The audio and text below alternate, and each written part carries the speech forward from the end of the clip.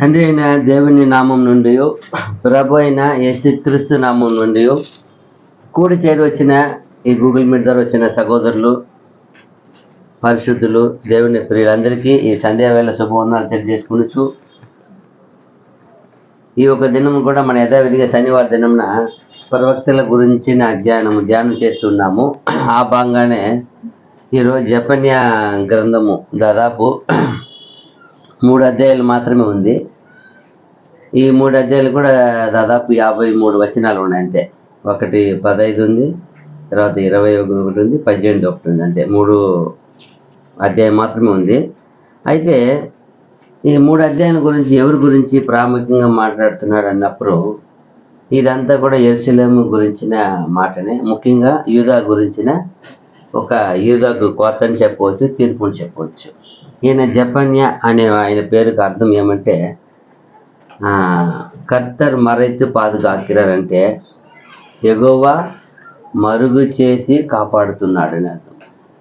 యెహోవా మరుగు చేసి మమ్మల్ని ఏం చేస్తారు, ఆయన చెయ్యి పెట్టారు కదా, కవర్డ్, కాపాడుతున్నది, భద్రపరిచి కాపాడుతున్నాడు అని అర్థం. ఆయన ఆ పేరుకి అర్థం. యెహోవా దాచి యెహోవా దాచుకొని, ఆయన నీడలు దాచుకొని మళ్ళీ ఏం చేస్తాడు, కాపాడుతున్నాడు అని. అలాగనే ఈయన ఒక విషయం కూడా చాలా గొప్పగా ఉంటుంది. అయితే ఈ వచనం స్టార్టింగ్ అనేది ఫస్ట్ అధ్యాయంలో ఫస్ట్ వచ్చినవి చాలా ఆయన గురించి ఒక మాట చెప్తారు, ఎవరు, ప్రవక్త గురించి. తర్వాత మాట చూసినప్పుడు ఎక్కడ ఏ గ్రంథములు కూడా ఇంత ఖండితముగా లేదు, ఇంత ఏమంటారంటే ఎమోషన్, ఒక రేషగా మాట్లాడే విధానం ఇక్కడ చూడొచ్చు స్టార్టింగ్లోనే. అంతే, ఎంతగా వాళ్ళ పాపము అయితేనేది దేవుడికి కోపం పుట్టించిందో, ఎన్నోసార్లు ఏం చేశారో ఆ విషయాన్ని ఇక్కడ చెప్తూ వస్తారు. చూడండి, అంటే ఇజ్రాయేల్కు ఎస్పెషల్లీ ఉంది, ఇంకా సర్వజనులు పక్కన ఉన్న ఫిలిస్తీన్లు అందరికీ ఉంది, ఒకరు మాత్రమే కాదు. ఇంకా అంతములో యుగాంతంలో జరిగిపోయే విషయాన్ని కూడా ఇక్కడ గొప్ప విషయాన్ని మాట్లాడతారు జపన్య ప్రవక్త. చూడండి, 1వ అధ్యాయం 1వ వచనం చూసినప్పుడు ఆయన గురించిన ఒక యూదా రాజుకు ఆమోను కుమారుడైన యోషియా దినములలో హిజ్కియాకు పుట్టిన అమర్యా కుమారుడగు గెదల్యాకు జననమైన కూషి కుమారుడగు జపన్యాకు ప్రత్యక్షమైన యెహోవా వాక్కు. ఇంకా చెప్పాలంటే ఈ ప్రవక్త అంట రాజుల వంశావళిలో వచ్చినట్టు ఉంది అంట. ఒక విధమైన పరిశోధకులు, ఈ వేద నిపుణులు చెప్పేది ఏమంటే ఇతను చెప్పే ఆ ఒక వంశం ఎవరు అనుకున్నారు, రాజుల వంశం అంట. అంటే రాజుల వంశం నుండి కూడా తన కొరకు ఏం చేశారు, ఆయన భక్తుడు ఉన్నాడు తీసుకున్నారని ఒక చరిత్రకారులు చెప్తారు దీన్ని. అదే వేద పండితులు నిపుణులు చెప్తారు. అలా చూసినప్పుడు ఎవరు కుమారుడైన కూషి కుమారుడగు జపన్యాకు ప్రత్యక్షమైన యెహోవా వాక్కు వచ్చి ఆయనతో ప్రత్యక్షంగా ఏం చేసిందంట, మాట్లాడింది. ఏమేమి మాట్లాడింది అని చూసినప్పుడు ఏం చెప్తారు 2వ వచనంలో, ఏమీ విడవకుండా భూమి మీదనున్న సమస్తమును నేను ఊడ్చివేసేదను. ఇది వచ్చి ఎక్కడ ఓడి తెలుసా, ఈ యొక్క అంతము చేసేది. ఫస్ట్ స్టార్టింగ్ మాట చూడండి, చాలా ఎంత ఎమోషనల్ గా ఉంది. చూడండి, గద్దింపు ఫస్ట్ మాట ఎలా ఉంది, ఫస్ట్ పలికే అంతే. ఎంతకాలము, దాదాపు ఈదను రాసిన కాలం కూడా 640 నుండి క్రీస్తు పూర్వము 640 నుండి 609 వరకు, దాదాపు ఎంత 31 సంవత్సరాలు ఆయన కాలంలో, రాజుల కాలం అంట. ఆ కాలంలో ఎవరు రాజు అయినా యోసియా రాజు కాలంలో ఈయన రాశారంట. ఈయనకి దేవుని వాక్ అంతవరకు 31 సంవత్సరము ఆయన దేవుని వాక్ గురించి చెప్పారు. ఏం చెప్పారు ముఖ్యమైన విషయం చూసినప్పుడు, ఫస్ట్నే నేను సర్వ భూమి అన్ని చేస్తాను, నేను ఊడ్చివేస్తాను అంటే, ఊడ్చివేస్తానంటే ఏం చెప్తారు, ఏమని అర్థము కింద చెప్తారు. చూడండి, మళ్ళీ వివరంగా చెప్తారు. ఏదైనా చెప్పేస్తే ఒక పలుకు వదిలేరు దేవుడు, అన్ని వివరంగా రెడ్డి కింద చెప్తారు. చెప్పండి, మనుషులనేమి పశువులనేమి, ఇక డీటెయిల్ ఇస్తారు. మనుషులేమి పశువులనేమి నేను ఊడ్చివేసేదను అంటే ఊడ్చివేస్తాను ఒకే మాట అనుకోదు, ఏదో అనుకోబట్టండి.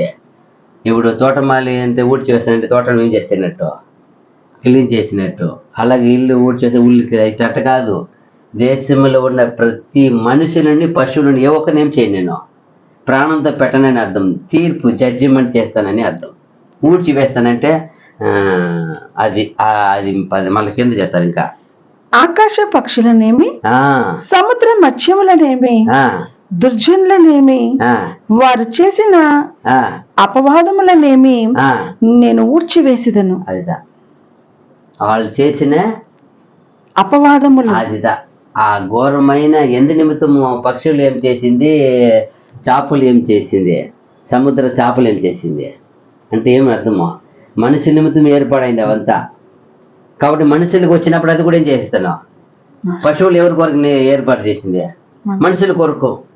హాయిగా తిని తాగుతుంటావా, ఇప్పుడు ఇది ఏమి పండగ పొద్దునే చేస్తావా, ఇప్పుడు ఏం చేస్తా అన్నిటి చేస్తాను మొత్తమా. నీకేది ఉండకూడదు, నువ్వు పరిపాలించడానికి, నువ్వు అనుభవించడానికి, తిని తాగడానికి ఏది ఉండకూడదు అంటాడు. నీకు కావాల్సిన అవసరం అదే కదా. అన్నిటి ఏం చేస్తున్నావు, ఊడ్చేస్తానంటాడు. ఎంత కోపం వచ్చుంటే వాళ్ళు చేసిన తిరస్కరణ, వాళ్ళు చేసిన తిరుగుబాటు, వాళ్ళు చేసిన అతిక్రమము, వాళ్ళు చేసిన అక్రమాలు, వాళ్ళు చేసిన పాపాలు. అదిదా ఇక్కడ చూడండి. అంత ఎన్ని ప్రవక్త చూడండి చూస్తున్నాము. నిజంగానే ఆ యెరూషలేము, ఆ సర్వప్రపంచం మానవులు చేసే పాపాన్ని ఎన్ని ప్రవక్తల ద్వారా ఆయన చెబుతూ వచ్చారు చూడండి. ఈ మధ్య మనం చూసేదంతా అదే. మనం చూసినాము. మళ్ళా ఎవరు అందరూ ప్రతి ఒక్కరు చూసినప్పుడు కూడా అందరూ దేని గురించి చెప్తారు, యుగాంతము గురించి. అందరూ యుగాంతకము, ఇజ్రాయేల్ ఒక అంతము. ఎంత చూడండి. అప్పుడు అక్కడ దేవుని బిడ్డలైనా సరే, లోక మనిషి అందరికీ ఒకే నీతి న్యాయం తెస్తున్నాడు ఆయన. ఇప్పుడు కూడా అంతే, అప్పుడు అంతే, ఇప్పుడు కూడా అంతే. దేవుని సంఘమా, ప్రభు సంఘమా, దేవుని ఏర్పరచుకున్న సంఘం అంటారు మీరు. ఓకే, మీరైనా సరే, మీ చుట్టూ ఉన్న లోకమైనా సరే, ఎవరికైనా ఒకటే పద్ధతి ఇచ్చిన మనసాచి. ఈ రెండింటిని కలిగి ఉండకపోతే, మన పద్ధతిని సత్యములు ఇచ్చారు, వాళ్ళు మనసాచి ఇచ్చారు. వాళ్ళు మనసాచి ప్రకారం జీవించాలా, మనము ఇచ్చిన సత్య వాక్కు ప్రకారం జీవించాలా. ఈ రెండు జీవించకపోతే ఇదే చదివి చెప్తున్నాడు ఆయన. అన్నిలేమి అందరూ ఇంకా కింద నా హస్తమును యూదా వారి మీదను యెరూషలేము నివాసులందరి మీదను చాపి బయలుదేవత యొక్క భక్తులలో శేషించిన వారిని, దానికి ప్రతిష్ఠితులకు వారిని, దాని అర్చకులను నిర్మూలము చేసేదను. చూసారా ఆయన చెప్పే మాట చూడండి. ఎవరిని చేశారు, యూదా వారిని యెరూషలేము నివాసులందరి మీదను, అందరి మీదను చాపి బయలుదేవత యొక్క భక్తులలో శేషించిన వారిని, దానికి ప్రతిష్ఠితులకు వారిని, దాని అర్చకులను నిర్మూలము చేసేదను. చూసారా 5 విధమైన జనాలు చెప్పేశారు అక్కడ. ఎవరైనా కావచ్చు, యూదా వారు, యెరూషలేము వారు 2 గ్రూప్ వచ్చారు. అక్కడ బయలుదేవత వారు, వాళ్ళని ఆరాధించేవారు, వాళ్ళు పూజించేవారు, తర్వాత వాళ్ళు అర్చకులు అందరూ ఏం చేస్తాను, నిర్మూలన చేసి. ఒకటే మాట, నిర్మూలన చేస్తారు. ఎందుకు చేస్తారు, మెద్దల మీద నెక్కి ఆకాశ సమూహములకు మ్రొక్కు వారిని యెహోవా పేరును బట్టి బయలుదేవత తమకు రాజును దాని నామమును బట్టి మ్రొక్కి ప్రమాణము చేయు వారిని నేను నిర్మూలము చేసేదను. చూసారా, ఎందుకు ఇక్కడ చూసినప్పుడు ఇంచుమించు ఇది ఎలాంటి ఒక మాట అంటే, నోవా కాలం జరిగింది కదా. అకస్మాత్తుగా వచ్చి ఆయన ఎన్నుకున్న ఆ భక్తుడైన నోవా కుటుంబము, నోవా తప్ప ఆయనతో పాటు చేరిన కొన్ని పక్షులు, జంతువులు తప్ప ఏం చేయలేదు. అలాగే అనిపిస్తుంది. ఇది నోవాకు జరిగిన కాల తీర్పుగానే మాట్లాడుతున్నాడు. అన్నిటిని ఎక్కడ ఏమైనా మిగిలిస్తా అని చెప్తున్నాడా? అన్నిటిని ఊడ్చివేస్తాను అంటే ఏమీ లేకుండా చేస్తాను. అది ఇక్కడ మనము చూసినప్పుడు, అంటే ఎందుకు పొత్తిగా నేను నాశనం చేస్తాను అన్నప్పుడు ఎందుకు ఇలా చెప్తారంటే పాపం మాత్రమే కాదంట, అంటే పాపం వలన దానితో పాటు ఈ ప్రకృతిని కూడా తీసేస్తారంట. పాపం వల్ల వీళ్ళని చేస్తారు, వీళ్ళతో పాటు ప్రకృతి కలిగిన అన్ని ఏం చేసేస్తారు. ఇప్పుడు పక్షులు అడిగితే మేమేం చేసినాము, జంతువులు మేమేం చేసినాము, మీరేం చేయలే, మీకు మీకు మీరు ఎవరి కొరకు సృష్టింపడారు వాళ్ళ కొరకు మిమ్మల్ని తీసేసేది, మీరు ఎవరి కొరకు ఉండేది, మిమ్మల్ని ఏర్పరిచింది ఎందుకో, అవి మీకు ఏం చేయలేకున్నారు, ఆహారం గాను మీకు అది పని చేసే విధంగా ఉంటుంది. ఇప్పుడు దాన్ని తీసేస్తే దేని కొరకు ఏది చేశారో అది ఉండకూడదు అంతే దేవుని దృష్టిలో. చూడండి అదే చెప్తున్నాను ఇక్కడ. అంటే ఇంకా మత ఆచారము, ఆ మతాన్ని తెచ్చి ఎక్కడ వచ్చి ఆరాధిస్తున్నారు చూడండి. లాస్ట్ పరిస్థితికి ఇక్కడ చూపించినప్పుడు ఎలా నోవా కాలంలో ఉన్నట్టుగానే ఒక నీతికైన ఒక పిలుపులాగా ఉంది. ఇక్కడ ఎలా ఉంది, నీతికి జరిగే నీతి కొరకు తీర్పు చేయకపోతాను, నీతిని అనుసరించిన వారు మాత్రము మిగులుతారు, నీతిని అనుసరించిన వారు మిగలరు. అలాగే మాట్లాడుతుంది అక్కడ కింద చూసినప్పుడు. 2 వేషం వేస్తారంట, 2 మనసు ఉన్నాయంట వాళ్ళకి. 5వ వచనంలో ఏం చెప్తున్నారు, మెద్దల మీద ఎక్కి ఆకాశ సమూహములకు మ్రొక్కు వారిని యెహోవా పేరును బట్టి బయలుదేవత తమకు రాజును దాని నామమును బట్టి మ్రొక్కి ప్రమాణము చేయు వారిని నేను నిర్మూలము చేసేదాన్ని. ఎందుకు ఇద్దరిని 2 విధం ఆరాధిస్తారంట వీళ్ళు. ఆడ యెహోవాని ఆరాధిస్తున్నారంట, బయలుని ఆరాధిస్తున్నారంట. అది ఎట్లాంటి పని, అది ఎట్లాంటి దేవునికి వ్యతిరేకమైన పని కదా. ఆయన ఏమంటాడు, మీకు భూమి మీద యెహోవాని నేను తప్ప ఏ ఒకటి ఏం చేయకూడదు, మీరు ఆకాశం కింద భూమి పైన వేరొక దేవుడు లేదు, ఉండనేరు, అవదు, మీరు కల్పించుకోకూడదు, అది కూడా అన్నాడు ఆయన. అయితే బొత్తిగా దాన్ని మర్చిపోయి ఒకే సమయంలో వాళ్ళు చెప్తున్నారు అక్కడ, ఒకే సమయంలో ఆ ఇద్దరిని నమస్కరించారంట, దేవుని నమస్కరించారంట, బయలుని నమస్కరిస్తారు. ఇది ఎలాంటిది, ఇది నిజమైన విశ్వాసానికి వ్యతిరేకమైనది, నిజమైన సత్యానికి వ్యతిరేకమైనది, నిజమైన దేవునికి విరోధమైనది. అందుకే ఆయన వచ్చి చెప్తున్నాడు ఆయన. అప్పుడు కింద అంటారు, ఏమంటారు 6వ వచనంలో, మీరు ఏం చేసి ఉన్నారు, యెహోవాను అనుసరింపక ఆయనను విసర్జించి ఆయన యొక్క విచారణ చేయని వారిని నేను నిర్మూలన చేసేదాన్ని. అంతే, యెహోవాని మీరు ఏం చేయలేదు, మీరు అనుసరింపక. అది ఇప్పుడు యెహోవాని అనుసరింపక ఉండే వాళ్ళని ఆయన ఏం చేస్తున్నాడు, అటైతే నిర్మూలన చేస్తాడు. ఏం చేస్తున్నాడు, వాచింగ్ చేస్తున్నాడు, లేకపోతే ఎట్లా నిర్మూలన చేస్తారు. అక్కడ ముందుగా ఏం చేయబడుతున్నారు, వాళ్ళు పరిశోధించబడుతున్నారు. వాళ్ళు ఏం చేస్తారు, ఏమంటారు దాన్ని చూడండి. అక్కడ కరెక్ట్ గా చెప్పింది చూడు. ఒకే ఏమంట 6వ వచనం ఏం చెప్పింది, యెహోవాను అనుసరింపక ఆయనను విసర్జించి ఆయన యొద్ద విచారణ చేయని వారిని నేను నిర్మూలన చేసేదాన్ని. నేను నిర్మూలన చేస్తాను. అంటే అప్పుడు ఏం చేయబడ్డారు వీళ్ళంతా, నువ్వు ఆరాధిస్తున్నారా లేదా, విచారిస్తున్నారా లేదా, అనుసరిస్తున్నారా లేదని ఏం చేయబడుతుంది, మిమ్మల్ని గురించి పరిశీలించబడతా ఉంది. ఇప్పుడు స్కూల్కు బడికి వెళ్ళి వస్తున్న ఆ స్టూడెంట్ ఏమైనాడని 3 నెలలు 6 నెలలు ఎవరు చెప్తారు, టీచర్ చెప్తారు. ఏమండి మీ వాడు చాలా డల్ అండి, ఏమి చెప్పినా వినడండి.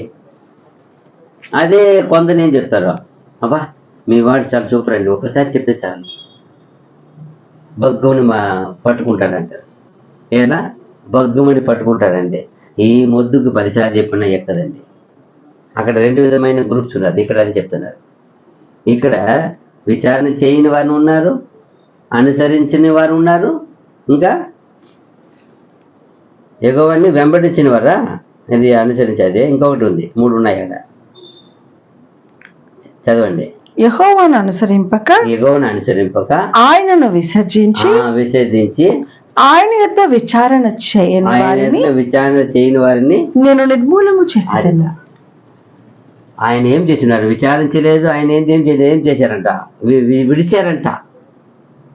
ఎంతో కోపం వచ్చి ఉండాల.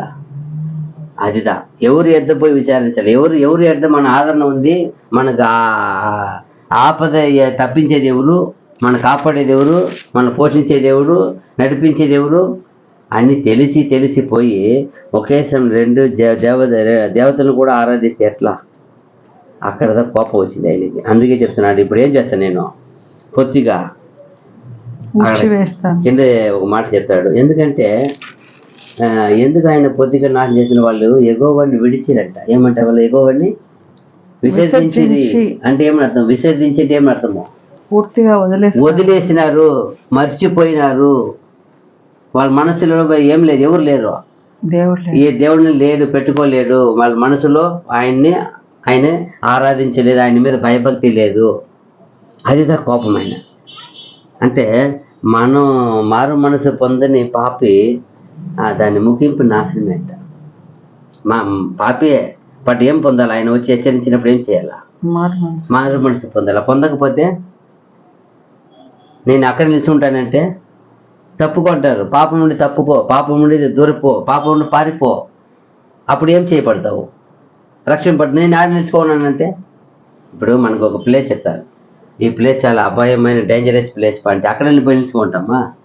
పిడుగులు వచ్చినప్పుడంతా ఇక్కడ పిడుగులు పడతాయి అన్నప్పుడు అక్కడ పిలుచుకుంటారా? చూడండి, చాలా మంది డ్యామ్లో పోయి వాన వచ్చి ఎప్పుడో హాయిగా కొన్ని రోజుల తర్వాత డ్యామ్ తెచ్చినప్పుడు ఆడ పిలుచుకుంటారు. చాలా మంది కొట్టుకొని పోతారు. సో పోని నీళ్ళు పడి వస్తామంటే ఎక్కువ వస్తామంటే రారు. ఛాలెంజ్ సవాల్గా ఎదురు నిలబడి దాంట్లో ఏదో పెద్ద ఈత కోటుగాల మంది నిలబడుకుంటారు. సడన్గా కొట్టుకొని పోతా ఉంటారు. ఒక క్షణమే ఏమైపోతుంటారా? అదే ఏమి వస్తా ఉంది, శబ్దం వచ్చింది, నీళ్ళు పైకి వస్తుంది, ఎక్కి వస్తామని ఏం లేదు, వివేచన లేదు, జ్ఞానం లేదు. అదే ఇక్కడ చెప్తున్నారు. మీరు తప్పించుకొని ఆయన ఒక మాట హెచ్చరిస్తూ ఉంటే అక్కడ నిలబడి ఉంటే పాపంలో, అది చెప్తున్నారు, పాపము నిలబడి ఉండేది ఒక ముగింపు ఏమంటే నాశనమే అంట. అది 7వ వచనం చెప్తా ఉంది. నిజంగానే చాలా గొప్ప వచనం ఇదైతే. ఎంతగా చెప్తారంటే 7వ వచనంలో, ప్రభు అయిన యెహోవా దినము సమీపమాయెను. అది ప్రభు అయిన యెహోవా దినం సమీపమాయెను. ఆయన బలి ఒకటి సిద్ధపరిచి ఉన్నాడు. తాను పిలిచిన వారిని ఆయన ప్రతిష్ఠించి ఉన్నాడు. యెహోవా సన్నిధిని మౌనముగా నుండుడి. చూసారు, ఒక మాట ఉంది ఇక్కడ మనకి ఎక్కడ ఉంది? కొత్త నిబంధనలో యేసు ఏం చెప్పాడు? తండ్రి ఎవరిని పిలిచినో వాళ్ళు ఏం చేసి ఉన్నారంట? తండ్రి ఎవరిని పిలిచిన వాళ్ళని గణపరిచి ఉన్నారంట. తండ్రి వాళ్ళని ఏం చేస్తున్నారు? వాళ్ళని పిలిచిన వాళ్ళని ఏం చేస్తున్నారంట? దేవుని పిల్లలుగా స్వీకరించారంట. వాళ్ళకి ఏం చేయబోతుంట? రాజ్యములు కూడా. ఇక్కడ ఆ మాట వచ్చేస్తుంది చూడండి, ఏమంట? తండ్రి అందరినీ ప్రభువైన యెహోవా దినము సమీపమాయెను. ఆయన బలి ఒకటి సిద్ధపరిచి ఉన్నాడు. తాను పిలిచిన వారిని ఆయన ప్రతిష్ఠించి ఉన్నాడు. అది చెప్పింది. తాను పిలిచిన వారిని ఏం చేసినారు? అక్కడ ఆయన ప్రతిష్ఠించారంట. దేని కొరకు ప్రతిష్ఠించారు? తన కొరకు యెహోవా సన్నిధిని మౌనముగా నుండుడి. అది వాళ్ళకి ఏం పని తెలుసా? మీరు ప్రతిష్ఠించబడ్డారు కదా, ఎంపిక చేయబడ్డారు కదా, మీరు పిలువబడి ఏర్పరచబడిన వారు కదా. అది చెప్తారు, పిలువబడిన వారు అనేకులు, ఏర్పరచబడిన వాళ్ళు కొందరు, నమ్మకమైన వారు మరి కొందరు. అది అలాంటి లిస్ట్. ఇది కూడా తాను పిలిచిన వారిని ఆయన ఏం చేశారంట? ప్రదర్శించారంట. దేనికి ప్రదర్శించారు? నా సన్నిధిలో ఎలా ఉండాలి? నువ్వు మౌనంగా ఉండాలి. మనం దేవుని బిడ్డలు, మన సత్యవంతులు, మన సత్యాన్ని సాక్షులము అయితే మనం ఎలా ఉండాలా? అన్ని విధమైన సందర్భంలోనూ మన నోరు కానీ, మన కళ్ళు కానీ, మన హృదయం కానీ, మన ఏ ఒక్కటి కూడా ఏం చేయకూడదు, జారకూడదు, మీరకూడదు, అతిక్రమించకూడదు ఏదిని. అదిదా ఆయన పిలిచిన ఆయన ప్రదర్శించకుండా వాల్యూ. అదిదా మన ఇచ్చే గౌరవ మర్యాద. భయభక్తి అంటారు, భయభక్తి విశ్వాసత. అదిదా ఆయనకు చూపవలసిన విశ్వాసత. మనల్ని ఏర్పరచుకున్నారు ఆయనకి ఏం చూపాలంటే మౌనంగా ఉండాలి. ఆయన కుమారుని ఎలా ఉన్నాడు? వధింపబడిన గొర్రె పిల్ల అయినాను ఆయన ఏం చేయబడ్డాడో అదిదా మళ్ళీ కోరుకుంటున్నాడు. అది చెప్తున్నాడు ఇక్కడ. మరలా యెహోవా ఏర్పరిచిన ఆ, బలి దినమందు బలిదినమందు అధిపతులను అధిపతులను రాజకుమారులను రాజకుమారులను అన్య దేశస్థుల వలె అన్ని దేశిస్తు వల్లే వస్త్రములు వేసుకుని వారినందరినీ వేసుకున్న వారందరినీ నేను శిక్షింతును. శిక్షించును. ఆయన ఎవరిని శిక్షిస్తారంట మళ్ళీ చెప్తున్నారు. ఇప్పుడు చూడు, అక్కడ ఏర్పరచుకుని అన్నారు కదా, మళ్ళీ ఏం చెప్తున్నారు ఇక్కడ? యెహోవా ఏర్పరిచిన యెహోవా ఏర్పరిచిన బలిదినమందు అధిపతులను రాజకుమారులను అన్య దేశస్థుల వలె వస్త్రములు వేసుకుని వారినందరినీ వస్త్రము అన్య వస్త్రము ఉంది ఇక్కడ. వేరే వస్త్రం, వేరే దేశ వస్త్రాలు అంటారు. అంటే ఒక క్రైస్తవులకని ఒక వస్త్రం ఇచ్చారు, నానా విధమైన వస్త్రం ఇచ్చారు. ఎన్ని ఇచ్చారు? రక్షణ వస్త్రం, నీతి వస్త్రము, రక్షణ వస్త్రము, పరిశుద్ధ వస్త్రము, ఎన్ని ఇచ్చారు. తను తాను ఏమి నీతి గలదిగా తను తాను ఏం చేస్తుందంట? బంగారు బుట్టతో సిద్ధపరుచుకుంటుందంట. అంటే వెలగల వస్త్రం కూడా ఇచ్చారు మనకి. ఎలాంటిది అది? విలువైనది. ఆ విలువైన వస్త్రాలు ఏమున్నాయి? ఆయన గుణగణాలు, దేవుని యొక్క గుణగణాలు యేసు ప్రభు ధరించుకున్నారు కదా, అవిదా ఆ పవిత్ర గుణాలు. అయితే అవి వదిలివేసి వేరే వస్త్రం ధరించుకుంటానంటే అని అంటారు. ఇక్కడ మా గట్ల ఉంది, మరు దేశతారు వస్త్రం కలంటే పక్కనే వేరే వేరే దేశం వాళ్ళ వస్త్రాలు తీసుకొని ధరించుకున్నారంట. ఇక్కడ అలా ఉందా? ఫుట్నోట్లు ఏమన్నా? అన్ని దేశస్తుల వలె వస్త్రములు వేసుకుని వారిని అందరినీ. అన్ని దేశస్తుల వలే కాదు చెప్పింది, మాకు అన్ని దేశస్తుల వస్త్రాలు తీసి వేసుకున్నారని ఉంది. వలే కాదు, వాళ్ళ దస్త్రంలో తీసి వీళ్ళేసుకున్నారంట. మరు దేశస్తారు వస్త్రத்தை ధరించుకుంటారు కదా అంటే ఏమర్థము?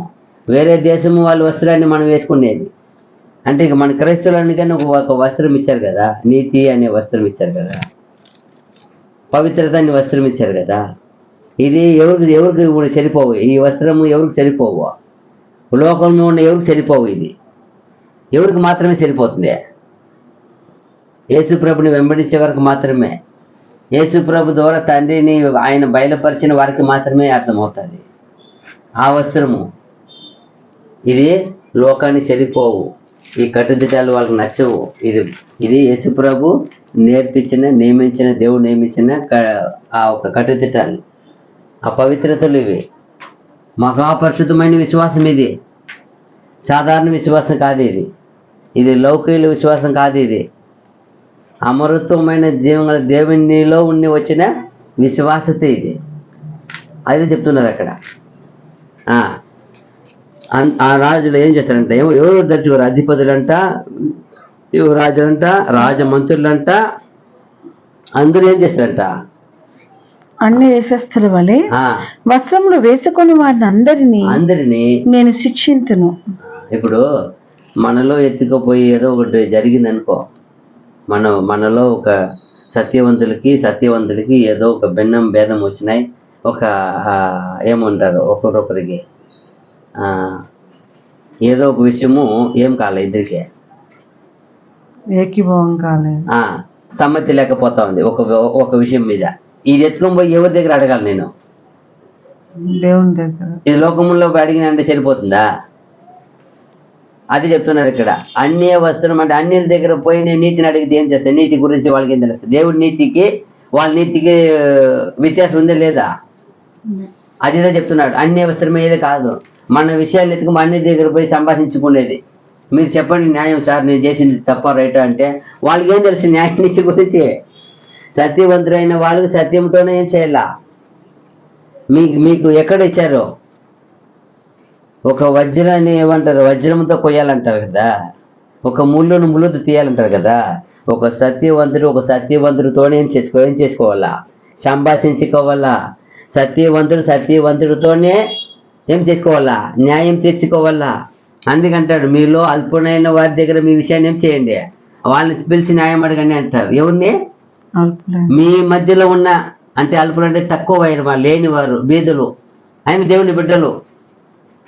మనం ఎవరికి మర్యాద ఇస్తాం? ఇక్కడ అందరికీ ఉండేవారికి మర్యాద ఇస్తాం.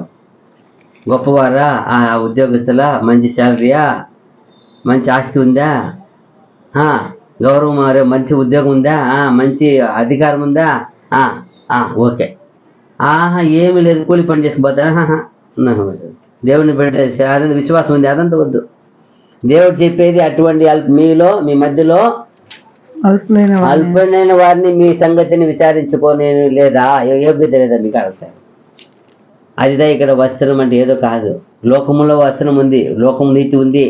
నువ్వు ఎత్తుకొని పోయి ఇక్కడ దేవుని బిడ్డకి ఎత్తుకొని పోయి మాకు మీరు న్యాయం చెప్పండి అని మన న్యాయాన్ని వాళ్ళతో అడిగేది అది అన్యాయం అయిపోతుంది. ఎందుకంటే మన నీతిపరుడు, మన సత్యవంతుడైన వాళ్ళు మనకు నియమించిన నేర్పించిన సత్య విధులు ఉన్నాయి, న్యాయ విధులు ఉన్నాయి. దానికి ముందరనే మనం ఏమైనా నమస్కరించాలి, దానికి వంకాల చన్నమంగాలి తప్ప లోకము ఎత్తుకొని పోయి ఇది లోక వస్త్రం అయిపోతాయి. అప్పుడు లోకం నీతికి దీనికి ఏముండదు, సంబంధం ఉండదు. వాళ్ళతో పోయి చెప్పినామంటే నువ్వు చేసిందే మంచిదంటారు, తప్పును కూడా మంచిదంటారు. ఆ నీతి దేవుడి నీతి అగదు, ఆ న్యాయము దేవుడి న్యాయం అవ్వదు. అదిదా దేవుణ్ణి వాక్యమును పెట్టుకొని సత్యమును పెట్టుకొని మనము మ్యాచ్ చేసి దాన్ని ఏం చేయాలా, కంపేర్ చేసి న్యాయం చేయాల. అదే మనం చెప్తాం, లోకంలో చెప్తారు, అలాగే మనం కాదు. ఇక అందుకే చెప్తున్నారు, ఏం చెప్తున్నారు, యెహోవా ఏర్పరిచిన బలిదినమందు అధిపతులను రాజకుమారులను అన్య దేశస్థుల వలె వస్త్రములు వేసుకుని వారిని అందరినీ నేను శిక్షిస్తాడంట ఆయన. అన్య దేశస్థుల వలె వస్త్రం వేసుకున్న, అన్య వస్త్రాలు అంటే ఏమే, అన్ని జాతికి తగిన నీతి, అన్ని జాతికి తగిన న్యాయం, అన్ని జాతికి తగిన పద్ధతులు, అన్ని జాతికి తగిన అనుసరణలు, ఇది మనకు సరిపోవు. లోకమంతా అదే మునిగి ఉన్నాయి. లోకమంతా అద్వితీయ సత్యదేవుడు నిన్ను నీ పంపిణీ వేసుకుని ఎరిగం లేదు ఎవరు. ఈ క్రైస్తవులనే చాలా మంది ఎరగలేదు, 90% తెలీదు. ఇంకా వాళ్ళకన్నా మించి ఇంకా బయట పోయి అన్నిలకి ఏం తెలుస్తుంది. ఆ 90% తెలిసిన వాళ్ళకే కొన్ని తెలుసు, సగం తెలుసు అనుకోవచ్చు. తండ్రి తెలియదు కదా, ప్రభు మాత్రమే తెలుసు. అప్పుడు ప్రభువుని పంపింది ఎవరు, ప్రభువుకి నియమించింది ఎవరు, ప్రభువుని ఆశీర్వదించింది ఎవరు, అభిషేకించింది ఎవరు, అంత తండ్రి. అందుకే అన్నాడు అక్కడ మత్తయి 11వ అధ్యాయంలో ఉన్నాయి కదా, 27వ వచనంలో ఉండే ఏమున్నాయంటే, అదే తండ్రిని ఆకర్షిస్తే తప్ప ఎవరును కుమారుడు రాలేడు, కుమారును ఎవరికి తండ్రిని బయలుపరిచి ఉద్దేశించిన వాడును గాక మరి ఎన్నడును ఎవరును తండ్రిని ఎరగడు. ఈ మర్మం ఉండాలా, రెండు విషయం ఉండాలా. ఒకటే చెప్పుకొని పోతారు క్రైస్తవులంతా, తండ్రి ఆకర్షించే దేవుడు రాడండి, కరెక్టే, నిజమే, సగం చెప్పారా, ఇంక సగం ఏముందే చెప్తే ఒక సెంటెన్స్ చెప్తే ఫుల్ ఫామ్ ఉండాలి కదా. చెప్పేసేది తండ్రి ఆకర్షించిపోతే దేవుడు రాడండి, కరెక్టు. కుమారుడు కూడా తండ్రి ఎంత మిమ్మల్ని తీసుకొని పోయి తండ్రిని బయలుపరచుకుంటే మీరేం కారు, పరిపూర్ణులు కారు, నిత్యజీవం పొందుకోరు. మ్యాచ్ అవ్వదు. అప్పుడు యోహాను 17:3 చెప్పిన దీనికి మ్యాచ్ అవ్వదు. అక్కడే ఉంది, అద్వితీయ సత్యదేవుడు నిన్ను నీ పంపిణీ వేసుకొచ్చి ఎరుగుటే ఆ నిత్యజీవం విషయం ఇక్కడ మ్యాచ్ అవుతాయి. ఇక్కడ మ్యాచ్ చేస్తేనే మత్తయి 11:27 మ్యాచ్ అవుతేనే అవుతుంది.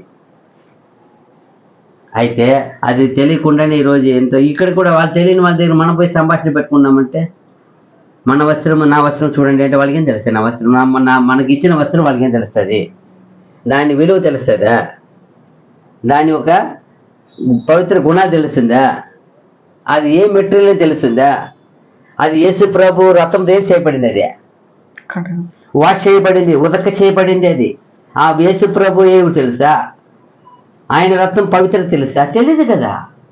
అది లోకంలో ఎత్తుకొని పోయి మన నీతిని మ్యాచ్ చేయి. లోకంలో పోయి న్యాయం అడుగుతున్నావంటే నువ్వు అన్నిటికి సమానం అయిపోతున్నావు. అది చెప్తున్నాడు, అన్నిటికి నేను ఏం చేస్తున్నాను, వాళ్ళని అటువాడిని ఏం చేస్తున్నాను, శిక్షించను. ఏం చేస్తున్నాను, శిక్షించను. అది నేను చెప్తాను. మళ్ళీ తర్వాత వర్షం కింద 8 కూడా 8 అయిపోయింది, 9. మరియు ఇండ్ల గడపలు దాటి వచ్చి యజమానుని ఇంటిని మోసముతోనూ బలాత్కారముతోనూ నింపు వారిని ఆ దినమందు నేను శిక్షింతును. ఏమంట ఇంకా కొంచెం దీపపోతున్నా చూడండి, వినపడిందా, బాగా చెప్పండి. మరియు ఇండ్ల గడపలు దాటి వచ్చి యజమానుని ఇంటిని మోసముతోను బలాత్కారముతోను నింపు వారిని ఆ దినమందు నేను శిక్షింతును. యెషయా ఒక మాట చెప్పారు, మీ గుమ్మములో ఏమి ఏమి చేయండి అంటారు, మీ గుమ్మంలో న్యాయము నీతి జరగనివ్వుడి అన్నారు. ఇక్కడ గుమ్మం దాటేస్తే చూసారా, యెషయా చెప్తారన్నమాట, మీరు ప్రతివాడు తన గుమ్మములో ఏమి జరిగించాలా, న్యాయ నీతి అనుసరించాలా, జరిగించాలా, తీర్చాలంటారు. ప్రతి గుమ్మం న్యాయం తీర్చాలా. మీరు ఇక్కడ గుమ్మం మొదలు ఏం చేస్తున్నారు, దాటి వేరే వెళ్ళిపోతున్నారు, వేరే దానికి యజమాని దగ్గర వెళ్ళిపోతున్నారు. అది అక్కడ తప్పు, పొరపాటు అయిపోయింది. అటు వారిని కూడా ఏం చేస్తాను నేను, బలాత్కారంతో నింపు వారిని ఆ దినమందు నేను శిక్షింతును. అది శిక్ష. ఇది అంటే బలాత్కారం అండి, నాకు దోచింది నేను చేసింది న్యాయం అన్నట్టు. బలాత్కారం వాడు ఒకడే బలవంతుడు, వాళ్ళు అన్ని సంతి సామర్థ్యం ఉంది అనుకో, వాళ్ళు చెప్పిందే ఏమి సాధించేది. బలాత్కారులు అది చెప్తున్నా ఇక్కడ. అంటే అధికార దుష్ప్రయోగం అంటే ఏమంటారు, వాళ్ళకి అధికారం ఉందని దాన్ని ఏం చేసేది, వాడిని సొంత నీతి కొరకు వాడేసేది, సాధించేది. అది చెప్పి నేను చెప్పిందే. వీళ్ళు ఒక మనసులో తీర్మానం నిర్ణయించుకునేది, అదిదా సంఘ నిబంధన అంటారు. బైబిల్ ప్రకారం ఉండే చెప్పరు వాళ్ళు అనుకుంటారు, నేను వీళ్ళకి అనుకునేది అది సంఘ నిబంధన అయిపోతుంది. అదిదా చెప్తారు, ఖండిస్తున్నారు ఇక్కడ. ఏమి అధికారത്തിന് దుష్ప్రయోగం అంటే ఏమి, నాకు ఒకరికి అధికారం ఉందని వాటిని దుష్ప్రయోగం వాళ్ళ ఇష్టానికి చేసేది కాదు. అది వాక్యంలో ఉందా? మా ప్రభు గారు మనకి చెప్పారా? ప్రభువులు వారు ఏం చేశారు, యేసు ప్రభులు వారు ఏమి చేసినా అది ఎక్కడ ఉందని చూస్తారు. గ్రంథమందు నన్ను గురించి తండ్రి రాయపడి చెప్పి పంపారు కదా. అందుకే చెప్తారు ఆయన పదే యూదులు చూసి, అపోస్తులు చూసి, నేనేం చేయవలనో నాకు అన్ని తండ్రి ఏం చేశారో బయలుపరిచి నేర్పించి ఉన్నారు. నేను ఆయన చెప్పిన వాటిని తప్ప వేరేం చేయలే. నేను ఇష్టానికి చేయలేదంటారు ఆయన. నాకు ఏం చేయవాలనని నేను ఏం చేశాను, బోధింపబడ్డాను, నేను పంపబడ్డాను, బోధింపబడ్డాను అంటారు ఆయన. పంపబడిన వ్యక్తి నేను నేనంతటే నేను రాలేదంటారు ఆయన. నేను పంపబడ్డాను, నేనే బోధిస్తున్నాను అనుకోవద్దండి. నేను బోధింపలే, ఆయనను నేను ఏం బోధించాను, బోధింపబడ్డాను. ఎంత గొప్ప విషయం కదా. బోధింపబడ్డాను, నేను పంపబడ్డాను, బోధింపబడ్డాను. ఏమి చేయాలని నాకు తీర్మానించబడింది. అది అంటే ఏమి, యేసు ప్రభుకు ఒక హద్దు నియమించున్నారు తండ్రి. హద్దుని ఏ రోజు ఆయన ఏం చేసిందిలా, మీరు లేదు, ఆయన దాటలేదు. అది కరెక్ట్, హద్దు ఉంది. అలాగే యేసు ప్రభు కూడా ప్రతి క్రైస్తవుడికి, ప్రతి ఎన్నుకున్న ప్రతి పరిశుద్ధునికి ఒక హద్దు నియమించారు, ఒక ఎల్ల నియమించారు, ఒక తీర్మానం అని నిబంధన చేశారు. వాళ్ళతో తీర్మానాన్ని ఏం చేయకూడదు, ఉల్లంఘించకూడదు, మీరకూడదు.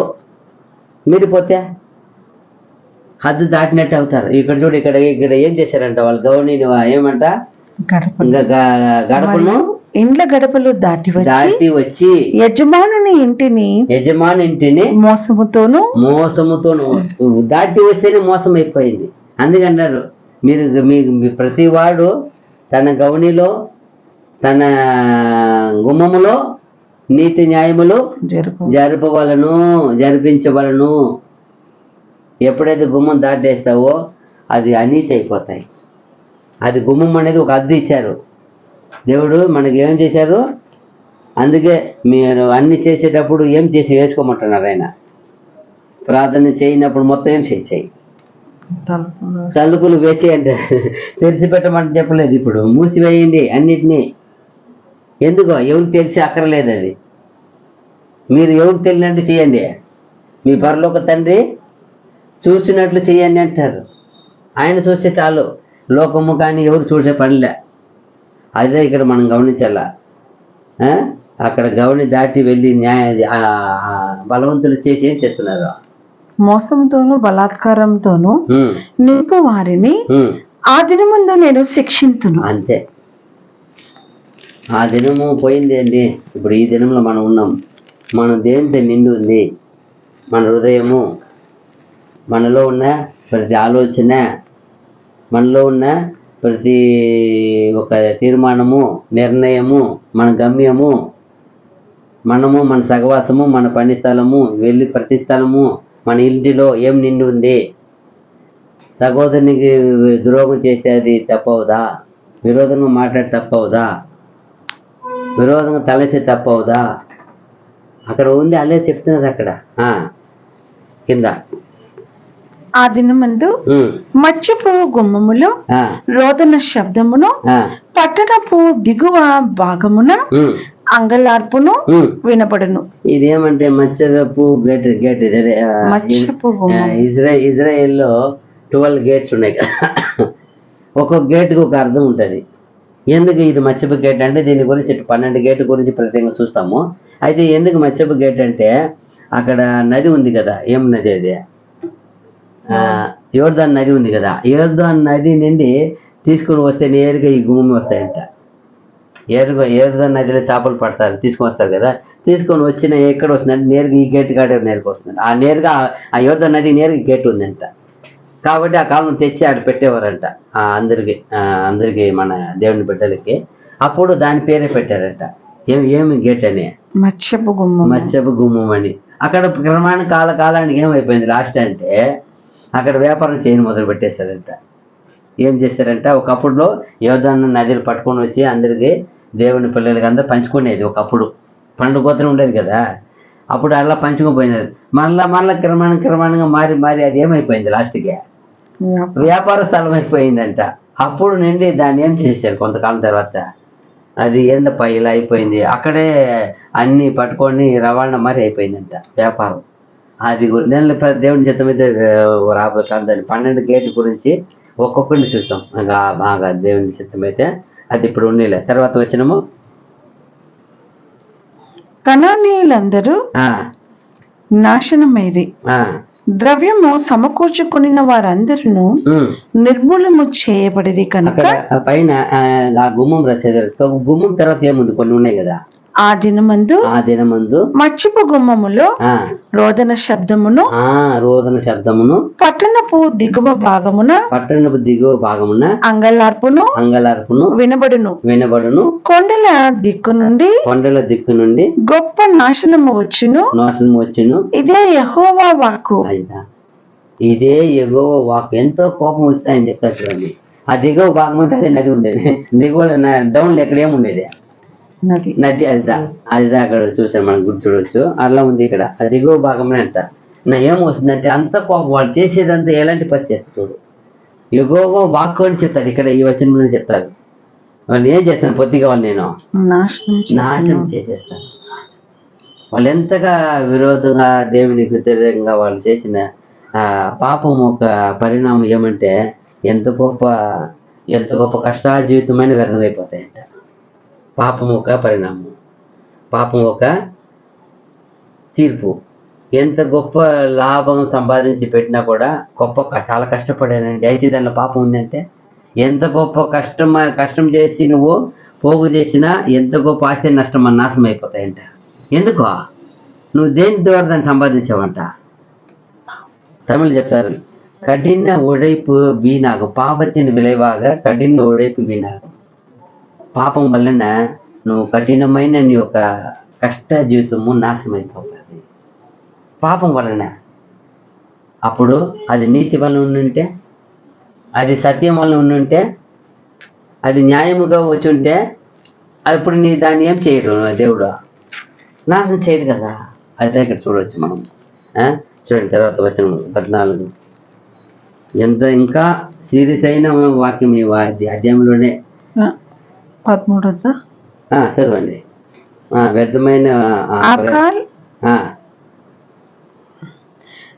కనానీయులందరూ 11 నాశనమైది, ద్రవ్యము సమకూర్చిన వారందరూ నిర్మూలము చేయబడి కనుక. మక్తేషు లోయ నివాసులారా అంగలార్చుడి. ఆ కాలమున నేను దీపములు పట్టుకొని యెరూషలేమును పరిశోధింతును.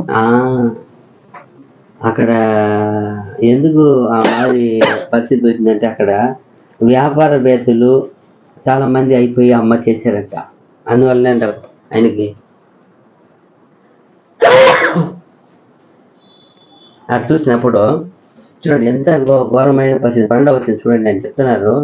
ఆ కాలమున ఆ, నేను ఉమ్, దీపములు పట్టుకొని ఉమ్, యెరూషలేమును పరిశోధిద్దును. ఉమ్, మడ్డి మీద నిలిచిన ఉమ్, ద్రాక్షరసము వంటి వారై ఉమ్, యెహోవా ఉమ్, మేలైనను ఉమ్, కీడైనను ఉమ్, చేయువాడు కాడని ఆ, మనస్సులో ఉమ్, అనుకొను వారిని ఉమ్. శిక్షింతును. చూసారా, చాలా మంది అనుకునేది ఈరోజు నోట్లు విప్పి మాట్లాడేది, అది చాలా ఎంత ఘోర పాపం చూడు.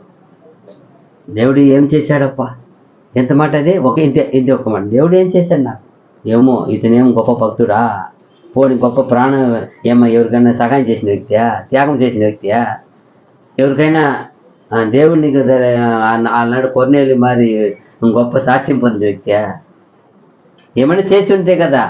ఏమీ లేకుండా చూడండి, అంత గొప్ప చేసి కూడా ఆయన ఏమి ఎప్పుడైనా అడగలేదు కదా.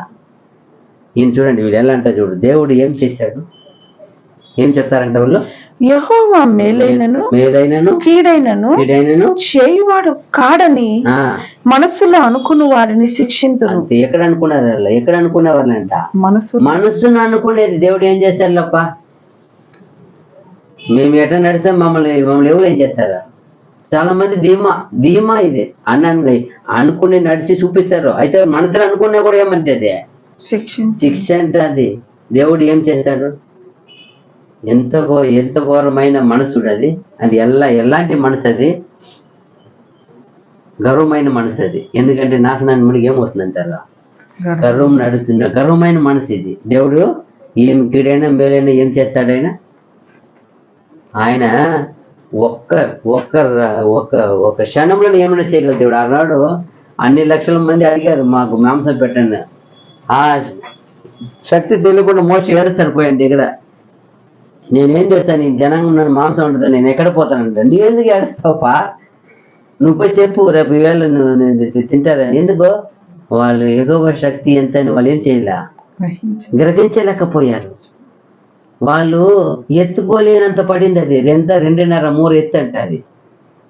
ఒక మూర అంటే 18, 36, 3 అడుగులు, ఇంకా 9 ముక్కాలు అడుగులు, 3 ముక్కాలు అడుగులు పడినాయి. అది వాళ్ళ పాలెం చుట్టూ వాళ్ళు ఎన్ని మంది డేరాలు వేసుకున్నారు. వాళ్ళ పాలెం చుట్టూ 3 ముక్కాలు అడుగు ఎత్తిపోయబడింది. ఏమది, కూరలు పడిపడి, అదే ఏమంటారు, నీటి కోడి, ఏమంటారా, నీటి కోడి. అది నీటిలో అక్కడ 2 జీవిస్తారు, 2 విధమైన దీనికి పడింది ఆడ. వాళ్ళు అలాంటి దేవుడు ఆయన అనుకోండి. వాళ్ళు సముద్రం నుంచి నడిపించిందే తెలియదు వాళ్ళకి. ఎంత గొప్ప కార్యం అది. శత్రు సైన్యం సముద్రం చేసేసారు, ఎంత గొప్ప కార్యం అది. ఆ తొలిచూరు ఏమైపోయినారు, ఇజ్రాయెల్ తొలిచూర్లు, పశువులు మనుషులు అందరూ ఏమైపోయినారు. రాజు ఎవరు, ఆయన ఫరో కుమారుడు ఏమైపోయినాడు అక్కడ. వాళ్ళ దేవతలు, వాళ్ళ మంత్రులు ఎవరు కాపాడలేకపోయినారు. అంత ఎరిగి కూడా వీళ్ళు ఇక్కడ వచ్చి మాంసం కొరకు అల్పమైన విషయాన్ని అడుగుతారు. ఎంత విషయం అది, అంత గొప్ప కార్యం చూసిన వీళ్ళు అల్పమైన ఆహార విషయానికి ఆయన అడుగుతారా, బాధ పెట్టారా, ఆయన శోధిస్తారా వాళ్ళు. అది ఎగువ శక్తిని, వీళ్ళు కూడా అలాంటి వారు. ఎగువ శక్తిని గ్రహించకుండా ఆయన మాకు మేలైనా కీడైనా ఏం చేస్తాడు, ఆయన చేయలేడని వాళ్ళు ఏం చేస్తారంట, మనసులో అనుకున్నారంట. అనుకుంటే చాలు, ఆయనకి చాలా అసహ్యం. అదిదా చూడండి ఎంత ఘోరమైన పరిస్థితి. మళ్ళా వారి ఆస్తి దోపుడు సొమ్మగును, వారి ఇండ్లు పాడగును, వారు ఇండ్లు కట్టుదురు గాని వాటిలో కాపురం ఉండరు, ద్రాక్ష తోటలు నాటుదురు గాని వాటి రసమును పానము చేయరు. ఎవరంటే వాళ్ళు పైన అనుకున్నారే, ఎవరి గురించి మాట్లాడుతున్నారు అక్కడ, పైన అనుకున్నారు కదా వాళ్ళు. ఎవరు దేవుడు మేలైనా కీడైనా చేయవాడు కాడని మనసులో అనుకుని వారిని శిక్షించును అని చెప్పేసి కింద వారి ఆస్తి ఎవరు అనుకున్నారో వాళ్ళ ఆస్తి అంట. వాళ్ళ ఆస్తిని దోపుడు సొమ్మగును వారి ఇల్లు పాడగును వారు ఇల్లు కట్టుదురు గాని వాటిలో కాపురం ఉండరు. కట్టుదురు గాని కాపురం ఉండరు అంటే ద్రాక్ష తోటలు నాటుదురు గాని వాటి రసమును పానము చేయరు. మనము ఇంకొక విషయం కూడా చూడవచ్చు. అక్కడ ఎలిసే కాలంలో ఏం చెప్తారు ఒకసారి, ఒక గాడిద తల షోమ్రోన్లో 5 రూపాయలకి అమ్మబడినంటారు. ఒక ఎవలు గోధుమ 1 రూపాయికి అమ్మబడిన అంటారు. 2 బడులు వచ్చి 1 రూపాయి అమ్మబడినట్టు. ఇది అప్పుడు ఎంత పరిస్థితి ఉంటుందంటే అక్కడ ముట్టడి వేసి లోపం దేశంలో ఏమీ లేదు, అంత కరువులో ఉన్నారు. కరువులో ఉన్నప్పుడు సడన్గా ఏమొస్తుంది? దేవుని వాక్కు వచ్చి ఆయన చెప్పబడతాయి. దేవుని వాక్కు వచ్చి ఆయన చెప్పబడతాయి. ఎవరికి? ఎలీషాకి చెప్తారు. రేపు ఈవేళ రాజుకి చెప్తాడు. పోయిన రాజా బాధపడుతూ రేపు ఈవేళ ఈ షోమ్రోన్లో 1 రూపాయికి అమ్మబడుతుంది, ఇంటింటికి అమ్మబడుతుంది అంటే అప్పుడు ఆయన అంటాడు, ఆయన ఎవరు? ఒక సైన్యాధిపతి ఒకడు అంటాడు. రాజుకి ఎవరు అంటే ఆయన ఒక సేవకుడు, ముఖ్య అధిపతి ఆయన. ఈయన అంటే అంత కేర్లెస్ అంటాడు ఆయన. ఇది ఆకాశ ఇక్కడికి తెలిస్తే జరుగునా అంటాడు. అప్పుడు ఒకే మాట అంటాడు సేవకుడు, ప్రవక్త, నువ్వు కల్లారు సూచిదు కానీ దాన్ని ఏం చేయలేవు, నువ్వు అనుభవించుడు. అలాంటి విశ్వాసం వీళ్ళు కూడా. అంటే చేయబోయే కార్యముని ఏం వాగ్దానం వస్తా ఉంది, ఆ వాగ్దానం చేయాలి మనము. దేవుడు వాక్ ఇచ్చాడు, వాక్కును విశ్వసించాలా, ఒప్పుకోవాలా, తీర్మానించాలా, జీవించాలి, అంతే మన పని. ఇది ఎలా జరగను అన్నప్పుడు అన్నాడు ఆయన, నువ్వు చూచుదు కానీ దీని ఏం చేయవు, అనుభవించవు. అంతే. ఇక్కడ కూడా వీళ్ళు కూడా అంటే మనిషే, దీని మనసు రెండు మనసు. ఆయన ఏం చేస్తాడు కానీ ఆయన వాళ్ళు ఏమవుతాయి? ఏమంత దేవుని శక్తి అంత చేత కానీ వాళ్ళ తనంగా అనుకునేదా? ఇదేమి లోకమైన దేవతనా చేయకుండా పోయేదానికి? దానికి ఏం చేయవు, అది ఏం లేవు. కాబట్టి సర్వమును సృజించిన పరిపాలిస్తున్న సర్వ పరిపాలకుడు ఆయన, సర్వశక్తిమంతుడు ఆయన, సమస్తమును ఆయన చేతిలో పెట్టుకున్నాడు. ఆయన పోయి తిరస్కరించి మాట్లాడేది అనుకునేది ఎంత అలాగా ఆయన ఏమైనాడు? మరుసటి రోజు అలాగే జరిగింది. జనాభా వచ్చి తీసుకునే ఆత్రంలో ఆయన తొక్కేసి ఆయన మాత్రం ఏమైనాడు? అంతే. దేవుడిచ్చిన వాగ్దానాన్ని నిర్లక్ష్యంగా మాట్లాడేది, దేవుడిచ్చిన వాగ్దానాన్ని నమ్మకుండా అవిశ్వాసంగా మాట్లాడేది, అలాంటి మనుషుల గురించి చెప్తున్నారు ఇక్కడ. అటు వారిని సొమ్ము, వారి మాత్రం కాదు, వారి సొమ్ము కూడా దోపుడు సొమ్ము అవును, వారు కట్టుదారు అనుభవించారంట. ఎందుకో? అవిశ్వాసమైన మాటలు. విశ్వాసం అంటే విశ్వాసం తగిన మాట ఉండాల, విశ్వాసానికి అనుకూలమైన మాట ఉండాలి. అందులో ఏం చెప్తారు? నీ మాట ఉప్పు వేసినంత సారముగా ఉండాలంటే నువ్వు ఎవరినో ఒకరిని చేదుగా పెట్టి విశ్వాసం తొలగిపోయేట్టుగా మాట్లాడితే అది ఎలా సరిపోతుంది? అది తప్పైన మాట. మనం ఎవరైనా విశ్వాసానికి అనుకూలంగా దానివల్ల ఆ మాట వల్ల ఒకరు విశ్వాసం బలపరిచే విధంగా ఒకరు మనిషి విశ్వాసంలో వచ్చినట్లుగా మారు మనసు పొందినట్లుగా ఉండాల. అయితే ఎందుకప్ప వచ్చినాము, అయ్యో కష్టం అని వెళ్ళిపోయే విధంగా ఉండకూడదు. అట్లాంటి మాట ఎవరికి నచ్చదు? దేవుడికి నచ్చదు. అటు మనసులు అనుకున్నా నచ్చదు. అదిదా ఇక్కడ చూస్తున్నాం. చూడండి మళ్ళీ ఏమంటారు? 14 యెహోవా మహాదినము సమీపమాయెను, యెహోవా దినము సమీపమై అతి శీఘ్రముగా వచ్చుచున్నది, ఆలకించుడి. యెహోవా దినము వచ్చుచున్నది, పరాక్రమశాలురు మహారోదనము చేయుదురు. ఆ దినం వస్తుంది. అది ఎంత కఠినమైన దినం తెలుసా? ఎందుకో? ఇలాంటి కఠిన మనసు ఉండే వాళ్ళ మధ్యలో వచ్చేది అది. ఎవరు ఉన్నారు అవిశ్వాసమైన మధ్యలో, తప్పైన విశ్వాసం, తప్పు అనుకునేది, అలాంటి వారి మధ్యలో వచ్చేది. అందుకే గొప్ప వీరుడు కూడా ఏమవుతాడంట అక్కడ? పరాక్రమశాలురు మహారోదనము చేయుదురు. వాళ్ళకే రోజు. పరాక్రమశాలు అంటే వాళ్ళు ఎలాంటి వాళ్ళు? వాళ్ళే రోదన చేసేంత భయంకరమైన దినం. అంటే అప్పుడు వాళ్ళు పరాక్రమం ఏం చేయలేకపోతారు. అక్కడ పనికి చేయదు. ఎంత బలం ఉంది, జ్ఞానం ఉంది, బుద్ధి ఉంది, తెలివి ఉంది అంటే కాదు.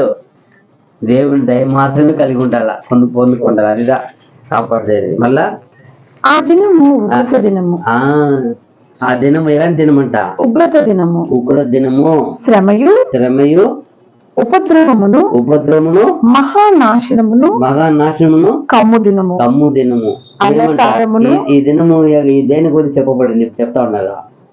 టక్కున ఇజ్రాయేల్ గురించి చేసి మాట్లాడుతూ వస్తారు. టక్కున ఇక్కడ వచ్చి లోకాంతం వచ్చేస్తారు. మనం అటే గమనించాలి. ఆ దినము అదే దినము, ఉగ్ర దినము, ఆ దినము ఉగ్రత దినము, ఒకటి దినము, సమయ ఉపద్రవమును, ఆ, మహానాశనమును కమ్ము దినము, ఆ, అంధకారమును, ఆ, గాఢాంధకారమును కమ్ము దినము, కమ్ము దినమును. మేఘములను, ఆ. గాఢాంధకారమును కమ్ము దినము. చూసారా, గాఢాంధకారం అంటే ఏమీ ఉండదు, చూడడానికి ఏమి ఉండదు, వెలుగు ఉండదు, చీకటి చీకటి ఉండిపోతాయి. అంత ఘోరమైన దినము. ఆ దినమున ఆ దినమున ప్రాకారములు గల పట్టణముల దగ్గరను, పట్టణం దగ్గరను, ఎత్తైన గోపురముల దగ్గరను యుద్ధ ఘోషణయు, బాకానాదమును వినబడును. ఆ దినమున గొప్ప పట్టణంగా ఉందిలే, మాకు సేఫ్టీ ఉందిలే, మాకు చాలా గొప్ప ఏముంటారు అదని కాంపౌండ్, గొప్ప ప్రహరీ, వాళ్ళు కట్టేసి ఉన్నాం, గోడ కట్టి ఉన్నాంలే, మాకు దాటి ఎవరు రారు అనుకున్నారు. ఎవరు పోయినాడు ఏమనుకున్నారు అక్కడ, ఎన్నుకోవాలంటే ఎన్నుకోకుండేది.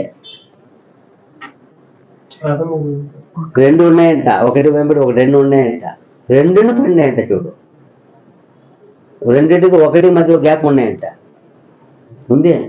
అలాగే చరిత్ర రాశారు కదా, ఆ కాలం అంతా ఏది పరిశీలించినప్పుడు 2 ఉన్నాయంట, 2 పడాయంట. ఒకటి వేళ పడిందంటే మెట్టు మారి పడినాయంట, వీళ్ళకి ఎక్కిపోయేట్టుగా. చూడండి అప్పుడు ఎంత పరిస్థితి. వాళ్ళు అనుకుంటారు కదా, మాకు గొప్ప ఏమి రథములే పోయి రోజు ఏం చేస్తారంట, సిపాయిలంతా పోయి చుట్టుకొని ఎవరు వచ్చినారో లేదు చూసుకొస్తారంట. అటువంటి గోడ అది, పైన కాపురమే ఉన్నది. అక్కడ ఉండింది కదా ఆమె, దాదాపు వేసి అక్కడ ఉండిందే కదా. అంత గొప్ప కాంపౌండ్ వాళ్ళు పట్టణం చుట్టూ పెద్ద, అది చెప్తున్నా అక్కడ. అలాంటి ఏమంటాడా, ఏం చెప్తున్నారు, ఆ దినమున ప్రాకారములు గల పట్టణముల దగ్గరను, అది ప్రయో మాకు మంచి ప్రాకారం ఉంది, మాకేమో బాధ ఉంది అనుకోకూడదు. అటువంటి పట్టణం దగ్గర కూడా ఎత్తైన గోపురముల దగ్గరను యుద్ధ ఘోషణయు బాకానాదమును వినబడును. అదిదా ఎక్కడైనా సరే ఎత్తైన ఉంది కదా, మనకేం బాధ లేదు అనుకోకూడదు. మేము అన్నిట్లో చాలా హైలో ఉన్నామండి, మాకేం బాధ లేదు అనుకోకూడదు. ఆయన అక్కడ కూడా ఘోష వినపడుతుంది అంతే. ఎందుకో కింద జనులు యెహోవా దృష్టికి పాపము చేసేది కనుక, ఎందుకు అలా ఘోష వినపడుతుంది అన్నప్పుడు అక్కడ ఏముంది, అక్కడ పాపం ఉంది. యెహోవా దృష్టికి ఏం చేశారు, పాపము చేశారు. కాబట్టి నేను వారి మీదకి ఉపద్రవము రప్పించబోచున్నాను. ఆయన ఉగ్రతను రప్పించబోతున్నాడు, ఎందుకంటే పాపం నిండిపోయి ఉన్నది. అప్పుడు ఎంత ఘోరంగా దేవునికి వ్యతిరేకంగా జీవిస్తున్నారు చూడండి. ఇదంతా లోకాంతం గురించి మాట్లాడతాడు, యెరూషలేము గురించి మాట్లాడతాడు. ఇప్పుడు యెరూషలేము అంటే ఎవరు, ఆత్మీయమైన యెరూషలేము ఎవరు, మనమే. ఎవరో కాదు అక్కడ యెరూషలేము అంటే, లోకము సంఘము. ఇప్పుడు ఎవరు కంపేర్ చేయాల, లోకము సంఘము. యెరూషలేము సంఘమే. ఇప్పుడు అక్కడ చూస్తున్నాం కదా, యుద్ధ భూమి అయిపోయింది. లిటరల్ ఉండేది ఏముంది, ఉండే విషయానికి కొట్లాడుకుంటున్నారు. మనము ఆత్మీయమైన విషయానికి మనం బయట చేయబడుతున్నాం. ఇది ఆత్మీయమైన స్పిరిచువల్ మీనింగ్ అంతా. ఇది లోకము సంఘము, నువ్వు సంఘములు అంగమా, నువ్వే దీన్ని కంపేర్ చేయి, మ్యాచ్ చేయి. ఎక్కడ ఉన్నావు, నేను లోకంలో ఉన్నానా, లోక మనుషులని ఉన్నట్టు ఉన్నానా, లేదా దేవుడు చెప్పే విధంగా ఉన్నానా, అయితే ఇక్కడ గమనించాలా. ఏమంట, వారు గుడ్డి వారి వలె నడిచెదరు, వారి రక్తము దుమ్ము వలె కారును, వారి మాంసము పెంట వలె పారవేయబడును. చూసారా, వాళ్ళు ఎంత ఘోరమైన పరిస్థితి అవుతారు చూడండి. అదిదా ఇక్కడ చాలా బాధ చూడండి. వాళ్ళు ఎలా అయిపోతారంటే, ఇంకా చెప్తారు, వాళ్ళు ఎంత కలిగి ఉన్నా అది కూడా ఈ కాలం అనుకుంటా కదా, నాకు మంచి ఇప్పుడంతా ఏమైనా యుద్ధం వచ్చే చెట్టు ఉంది, మనం ఉంది, నాకు ఇప్పుడు చాలా కేజీ బంగారు ఉన్నాయి, నాకు ఎంత వచ్చినా కూర్చొని తినే బాగుంటాను, బంగారు ఉంది, వెండి ఉంది, నాకు ఆస్తి ఉంది, అన్నీ ఉండొచ్చు. అయితే దేవుడు కోరుకున్న న్యాయం, నీతి, సత్యం లేకపోతే అది కూడా ఏమవుతుందంట చెప్తా చూడండి. కింద 18 దినమున తమ వెండి బంగారములు వారిని తప్పింపలేకపోవును. చూసారా, ఏమంట, వారు వెండి బంగారములు ఉగ్రత దినమున తప్పింపలేకపోవును. ఏమి దాన్ని పెట్టుకొని ఏం చేయలేవు. ఇప్పుడు ఆకాశము పొగలతో మేఘాల్లో మొత్తం కమ్మేసి సూర్యుడు సందరి కనపడలేదంటే నాకు జడ్డు మనం ఎత్తుకొని పోతాంటే అడిగిపోతావు. ఏం కనపడాలా నీకు? ఏ రూట్లో పెట్టాడు ఏం కనపడాలా? వే కనపడలే కదా, వే ఉంది కదా. ఇప్పుడు ఏరోప్లేన్ పోయడానికి ఒక మార్గం ఉంది కదా, కనపడాలి కదా. సూర్య సందడి కనపడరు. ఏమిలో కొంచెం వానం వస్తేనే ఏమైపోతాయి మేఘం, అప్పుడే ప్లేట్ ఏం చేస్తారు. మాకు రూట్ కనపడలేదు, మొన్న ఏమిలే పైకి పోకుండా కనపడకుండా పోయినాడు. ఎంత బాధ. ఇంకా కొంచెం పైకి పోయింటే అప్పుడు అన్ని మేఘాలు అన్ని మరి యుద్ధం వచ్చి ఎంత చీకటి కమ్మునంటే అప్పుడు ఏం పెట్టుకొని ఏం చేయాలా? అదే ఏమి ఉన్నాను, మీరు బంగారు ఉంది వెండి ఉంది అంటే ఏమి ఉన్నతమైన స్థానం ఉంది అంటే కూడా ఏమి చేయలేదు. మిమ్మల్ని ఏం చేయలేదు. అది యెహోవా ఉగ్రత దినమున తమ వెండి బంగారములు వారిని తప్పింపలేకపోవును. రోషాగ్ని చేత భూమి అంతయు దహింపబడును. అదిదా. ఇప్పుడు మంచి ఐశ్వర్యం ఉంది, మంచి చదువు ఉంది, అధికారం ఉంది. అప్పుడు దేవుడిని దయ లేకపోతే, దేవుడి దయ ఉందా? దేవుడి దయ ఉంటే అదంతా కూడా మీకు వర్తబుల్ అవుతుంది. ఇప్పుడు వచ్చి ఇన్కమ్ ట్యాక్స్ పెట్టినప్పుడు మీరు కొన్ని దానికన్నా బిల్లు ఉండాలి. మీరు పలానా డేట్లో పలానా శాలరీ వచ్చి కొన్నాను బిల్లు ఉండాలి. ఇది సంపాదించిన బిల్లు వచ్చినట్టు ఆదాయం ఉండాలా, కొన్ని దానికి ఈ మ్యాచ్ అవ్వాల. ఉంటేనే అది వర్తబుల్ అంటారు. లేకపోతే అది ఏం సొమ్ము, మన దగ్గర సంపాదించి మనం కొన్నాం, బిల్లు లేవు, అది ఏం సొమ్ము అయిపోతాయి. దొంగ సొమ్ము. బ్లాక్ అంటే బ్లాక్ అంటే ఏమది?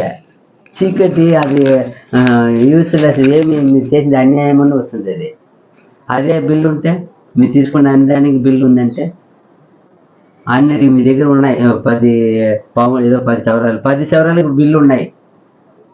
మీరు ఎక్కడ ఏం మన పలానా పని చేశాను, శాలరీ వచ్చినప్పుడు ఇంత తిన్నాము, ఇంత మిగిలిన ఇంత కొన్నాము, బిల్లు మ్యాచ్ అయిపోయింది అనుకో, మిమ్మల్ని ఏం చేయలేరు. అప్పుడు మిమ్మల్ని ఏం చేయలేరు వాళ్ళు.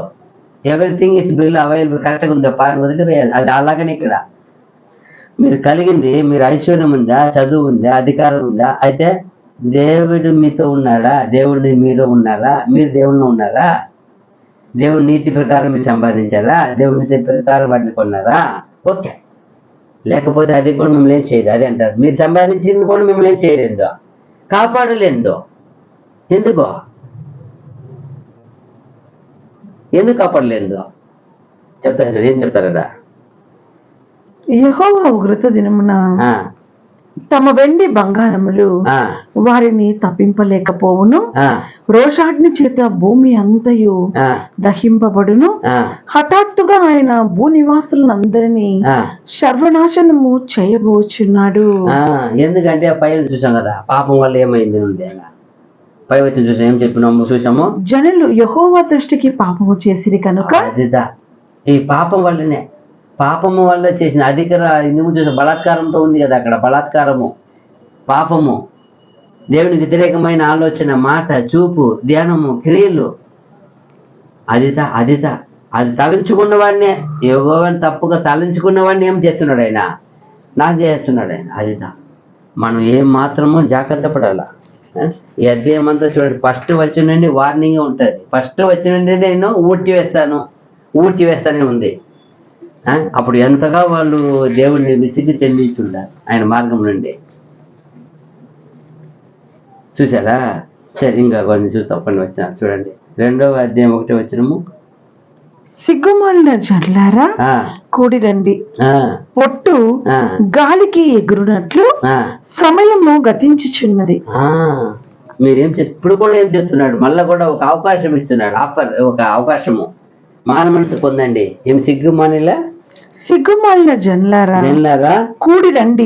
ఇప్పుడైనా మీరు కూడి రండి, వచ్చి పొట్టు గాలికి ఎగురునట్లు సమయము గతించుచున్నది. సమయం గతించిపోదు. ఇక్కడైనా మీరు కూడి చేరి వచ్చి ఏం చేయండి? కింద వచ్చేయమంటాడు. మారుమని ఏం చేయమంటాడా?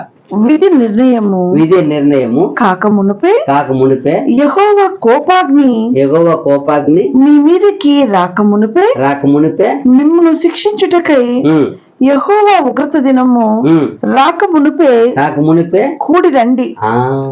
ఇప్పుడైనా మీరు ఉగ్రదినం మళ్ళా లిస్ట్ చెప్తున్నాడు, మీరు కూడి రండి, మీ మీద ఉగ్రదినం వస్తా ఉంది, తీర్పు రాకమునిపే, ఉగ్రదినం రాకమునిపే, ఆయన కోపాగ్ని వచ్చి పడక మునిపే ఏం చేయి నువ్వు? కూడి వచ్చి దేశంలో సాత్వికులై ఆయన న్యాయ విధులను అనుసరించు సమస్త దీనులారా యెహోవాను వెదకుడి. మీరు వెదకి వినయము గలవారై నీతిని అనుసరించిన ఎడల ఒకవేళ ఆయన ఉగ్రత దినమున మీరు దాచబడుదురు. రక్షింపబడతారు. ఒకవేళ ఆయన ఉగ్ర దినం వస్తుంది, అప్పుడు మీరు దాచపడాలా, రక్షింపడాలంటే నీతిని అనుసరించి న్యాయం అనుసరించి వారిలాగా వచ్చి దేవుని ఏం చేయండి, మార్గం ఏం చేయమంటున్నారు? వెదకుడి. అంటే ఏమని అర్థం? ఇప్పుడు కూడా ఒక అవకాశం ఇస్తున్నాడు అని అర్థము. ఒక ఆపర్చునిటీ, మంచి అవకాశం దేవుడు మళ్ళా దయ తెలుస్తున్నాడు. రండి, కూడి రండి, మీరే కూడి వచ్చి ఆలకించండి, నీతిని న్యాయముని సత్యముని వెతికి ఏం చేయండి, అనుసరించండి. ఇప్పుడు కూడా ఆఫర్ ఇచ్చినాడు. ఎంత గొప్ప దయామయుడో అదిదా మనం గమనించాలా. ఆ కాలంలో పరిస్థితి అలా ఉంది, ఆ యెరూషలేము పట్టణంలో అలా ఉంది కాబట్టి ఆయన ఇంత కఠినంగా ఆయన మాటలు ఉన్నాయి. ఏ ప్రవక్త అయినా కొంచెమైనా ఫస్ట్ మాటే మాట్లాడు. ఫస్ట్ మాట నాకు బాధ వేసింది చదివినప్పుడు. ఊడ్చి వేస్తానంటే ఫస్ట్ మాటే నేను అడిగిపోడు వేను. ఏమండి ఈ మాట? ఎంతగా వాళ్ళు దేశం మీద ఆయనకి అంత అనీతి అక్రమాలు మీరుపాటు ఉంటే, ఎంతకాలంగా ఒకరోజు 2 రోజులు ఎంతకాలంగా ఉంటే అంత కోపం వస్తుంది ఆయనకి. తర్వాత కింద గాజా పట్టణము నిర్జనమగును, అష్కేలోను పాడైపోవును. మధ్యాహ్న కాలమందు అష్టోదు వారు బయటికి పారదోలబడుదురు. ఎక్రోను పట్టణము దున్నబడును. సముద్ర ప్రాంతమందు నివసించు కెరేతీయులారా మీకు శ్రమ. ఫిలిస్తీన్ల దేశమైన కనాను నిన్ను గూర్చి యెహోవా సెలవిచ్చినదేమనగా, నీ యందు ఒక కాపురస్తుడైనను లేకుండా నేను నిన్ను లయము చేతును. ఒక్కడు కూడా ఉండడు. ఎవరైనా సరే, ఫిలిస్తీన్లు కానీ కాజా వారు కానీ. ఈ రోజు ఎక్కడ ఎక్కువ జరిగేది కాజా వచ్చిందా? కాజా వారు ఏం చేస్తున్నారంట? ఆయన ఏం చెప్తున్నాడు? కాజా వారు ఏమన్నారు? ఫిలిస్తీన్లు గాజా పట్టణము నిర్జనమగును. నిర్జనం. ఎందుకు? ఈ రోజు చాలా మందికి చాలా ఆకర్షణ వస్తుంది. అది దేవుడు ఏం చేసిన వాకు అది. ముందుగానే చూడండి, ఆయన దాసుతో ఎంత గొప్ప ప్రవచనం ఇది. ఎందుకంటే అది ఎవరి స్థలం? అది పూర్వం ఎవరిది? అది ఎక్కడ ఉంది? ఎల్లలు ఎక్కడ నియమించారు? చాలా మంది తెలీదు. ఎత్తి చూడాలా. ఇంకా ఉంది, ఇంకా ఎన్నో పాత ఆలయం అంతా ప్లేస్ రావాలి తిరిగి. వాక్యం ఉంది, దేవుడు వాక్యం చేయబడాలా, నెరవేర్చబడాలా. అదిదా మనం ఎదురు చూస్తుంది, ఎదురు చూడాలా. వేరేమి కాదు. వీళ్ళు కాదు, అందరూ దేవుడు ఒక్క క్షణం రేపు అందరూ నడిపించేస్తారు, అయిపోతుంది. అయితే వాక్కు నెరవేరాల. వాక్కు నెరవేరడానికే మనం వాక్కు ఎదురు చూడాలా. అదిదా కాజా వారులారా ఏమి అక్కడ ఏమి ఎవరు ఫిలిస్తీయులారా అష్కేనులోను పాడైపోవును. మధ్యాహ్న కాలమందు అష్టోదు వారు బయటికి పారదోలబడుదురు. ఎక్రోను పట్టణమును దున్నబడును. సముద్ర ప్రాంతమందు నివసించు కెరేతీయులారా మీకు శ్రమ. ఫిలిస్తీయుల దేశమైన కనాను నిన్ను గూర్చి యెహోవా సెలవిచ్చినదేమనగా, నీ యందు ఒక కాపురస్తుడైనను లేకుండా నేను నిన్ను లయము చేతును. ఈ రోజు అలాగే అందరూ అనుకుంటారు, ఇజ్రాయెల్ని మ్యాపులే లేకుండా చేసేస్తాను. ఇరాన్కి ఇజ్రాయెల్కి పోలిస్తే అది దానికి ఇది పట్టణానికి ఏమే ఒక 90% ఉంటే ఇది ఒక 10% కూడా లేదంట. కంపేర్ చేస్తే అంత చిన్నది అని అంత పెద్ద పాటలను వాళ్ళు అనుకునేది అదంట. ఒక 100 కేజీ మనిషిని ఒక 10 కిలో మనిషిని ఏం చేయగలుగుతాడు? ఏమైనా అనుకుంటారా? 10 కేజీలు ఉండేవాడు 100 కేజీ మనిషి దగ్గర ఏమవుతాడని చూస్తారు. నాశనం అయిపోతుంది. వాడు 100 కేజీ పడితేనే వీడు ఏం చేయడు, వీడు మిగలరు కదపా, పచ్చడి అయిపోతారు అనుకుంటారు. కానీ వాడు 10 కేజీ మనిషి ఆయన దేవుడిని టాలెంట్ ఉన్నప్పుడు 100 కేజీ మనిషి పడగొట్టేదానికి అవుతుంది కదా. గొలియాతు దావీదు సేమ్ అట్లే ఉన్నారు. గొలియాతుని ఏం చేసేసినాడు? దేని దేవుడు పడగొట్టాడు? దేవుని విశ్వాసం మీదే ఉన్నారు. దేవుని మీద ఆయనకే ఉంది అదిదా. తండ్రి మీద విశ్వాసం ఉండే వాళ్ళు చాలు. అక్కడ మనం చూస్తున్నాం కదా, గిదియోను కాలంలో కూడా గిదియోను యుద్ధం అంటే ఎన్ని వేల మంది వచ్చేసారు? 32,000 మంది వచ్చారు. యుద్ధం అంటే భయం అని వెళ్ళిపోతే ఎన్ని వేల మంది వెళ్ళిపోయినారు? 22,000 మంది వెళ్ళిపోయినారు. 10,000 మంది ఉన్నారు. 10,000 మంది కూడా నాకు అక్కర్లేదు అన్నారు. అప్పుడు ఎన్ని మంది తీసుకున్నారు? 300 మంది తీసుకున్నారు. 300 మందితో యుద్ధం చేసి ఏం చేసేసారు? ఆదిత. అప్పుడు దేవుని మీద విశ్వాసంతో ఉండే వాళ్ళని ఏం చేస్తున్నాడు? ఆయన తీసుకుంటున్నాడు. ఒక్కరైనా చాలు అయినట్టాడు. ఆయన అనుకుంటే అవి కూడా లేకుండా ఒక దూత పంపించి కూడా చేసేస్తాడు. కానీ మనకి ఇచ్చిన బాధ్యత కొన్ని ఉన్నాయి. ఈ శరీర దేవునితో చేపడాలా, అన్ని మనం నెరవేర్చబడాలి. అదే ప్రభు చెప్తారు. ఈ దేవునితో నెరవేర్చబడాల్సింది ఎవరు చేస్తారా? పన్నెండు చేయాలి కదా. అలాగే మనందరికీ ఒక్కొక్క విశ్వాసం ఇచ్చారు. పరిశుద్ధతలో ఉన్నావా? పవిత్రంగా ఉన్నావా? నీ మాటని, మీ చూపుని, మీ ధ్యానం కాపాడుకుంటావా? నీ చెప్పిన వాక్కును అనుసరిస్తున్నావు. వీళ్ళంతా ఏం చేయలేదు, వాక్కును అనుసరించలేదని ఉంది. వాక్కును మీరారు, అది పాపం చేసి దేవుని ఏం చేశారు? వాళ్ళు పాపం చేశారు. అందువల్లని చూడండి మళ్ళా, సముద్ర ప్రాంతం అంతయు గొర్రెల కాపరులు దిగు మేత స్థలమగును. మందలకు దొడ్లు అచ్చట నుండును. తమ దేవుడైన యెహోవా యూదా వారిని కటాక్షించి వారిని చెరలో నుండి రప్పించగా అచ్చట వారిలో శేషించిన వారిని ఒక స్థలం ఉండును. ఇక్కడ మళ్ళా లాస్ట్ లో ఏం చేస్తాడు? ఒక కరుణ దయ చూపిస్తాడు. యూదా వారికి ఫస్ట్ తీర్పుకు నియమించాడు. ఇక్కడ మరలా ఏం చేస్తారు? వాళ్ళని ఒక జనం కొన్ని మిగిలి ఉండి వాళ్ళు ఏం చేస్తారు? కరుణ కటాక్షిస్తారంట. అంటే ఏమయ్యారు? వాళ్ళు మారు మనసు పొందారు. అదే మారు మనసు పొందిన వాళ్ళకి ఏముంది? ఒక కృప ఉంది. ఒక మేత స్థలం పెట్టారంట. మారు మనసు పొందిన వాళ్ళకి శిక్ష. అదిదా. ఇక్కడ ఇంకా రాబోతున్న దేవుని చిత్తం అయితే మనం కంటిన్యూ చేస్తాం. ఇంకొక అధ్యాయం ఉంది, దీని సగం ఉంది. ఇంకా సేమ్ ఒక 25 వచనాలు ఉన్నాయి. దేవుని చిత్తం అయితే ఒక జపన్య ద్వారా ఆయన మీరు మళ్ళా వీలైతే చదువుకోండి. ఆ 3 అధ్యాయం ఉంది, 53 వచనాలే. ఓపిక చదివితే చాలా విషయాలు బయలుపడతాయి.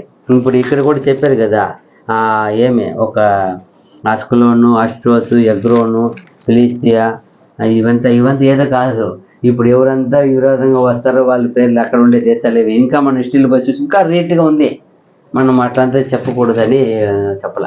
చూసినప్పుడు ఇప్పుడు చేసే వాళ్ళంతా గాజా ఉంది, అలాగ ఉంది. అన్నీ ఎవరెవరు పట్టణం వస్తారో అన్నీ ఉంది. చూస్తాం. దేవుని చిత్తం అయితే రాబోతున్న కంటిన్యూ చేస్తాము. ఓపిక విన్న అందరికీ వందనములు. God bless you. ఆమేన్. ఇప్పుడు